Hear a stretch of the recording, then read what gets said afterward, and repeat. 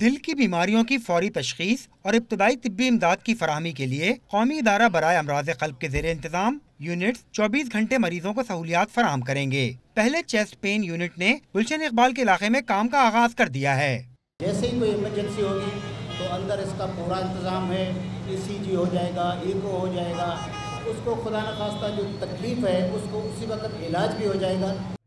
Unit میں دل کی بیماریوں کے ابتدائی علاج کے حوالے سے جدید سہولیات فراہم کی گئی ہیں۔ ابتدائی طور پر اس طرز کے 6 یونٹس شہر کے مختلف اضلاع میں قائم کیے جائیں گے۔